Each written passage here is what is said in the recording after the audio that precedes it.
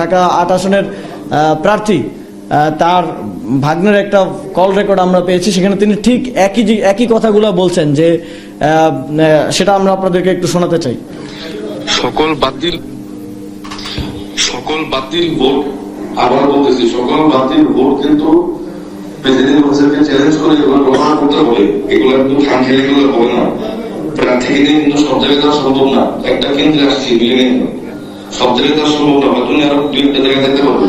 কিন্তু আপনারা নিজ দেখতে বলে এজেন্টদের সাথে কথা বলে প্রেসিডেন্ট হোসেনকে বলেন, চ্যালেঞ্জ করেন যে রিটার্নিং কর্মকর্তার সাথে কথা হয়েছে, সে বলছে এই ভোটগুলো কেমন হবে, সাদা জায়গায় যে ভোটগুলো পড়ছে এগুলো ফ্রান্সিসের পক্ষে কেমন হবে, এগুলো জোর দিয়ে বলা লাগবে।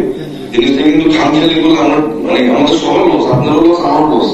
আমি আমাকে নিয়ে আসার চেষ্টা করতেছি কয়েকটা কেন্দ্রে, না পারলে প্লিজ আপনারা নিজ দেখতে কাজটা করেন।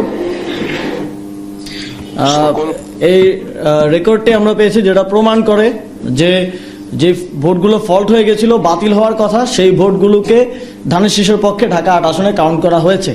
সুতরাং এই ভোটের পরিমাণ কত, সংখ্যা কত, এবং এই বাতিল ভোটগুলোকে কাউন্ট করে যখন তারা হেরে যাচ্ছিল, এই দেরি করে বিলম্ব করে বাতিল ভোটগুলোকে কাউন্ট করে প্রিজাইডিং অফিসারদেরকে, এই যে উনি বলছিলেন যে প্রিজাইডিং অফিসারদেরকে কাছে যান আপনারা, গিয়ে তাদেরকে রাজি করে এই বাতিল ভোটগুলো কাউন্ট করেন, কাউন্ট না করলে আপনার লস, আমার লস।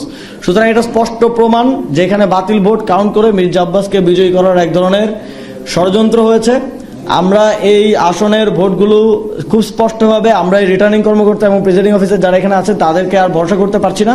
আমরা দাবি জানাচ্ছি যে নির্বাচন কমিশন এই ভোটগুলো কাউন্ট করে এই বিষয়ে একটা ফলাফল দেবেন, এবং যেই ভোটগুলো ফল্ট ভোট হিসেবে এসেছে সেই ভোটগুলোকে বাতিল করতে হবে।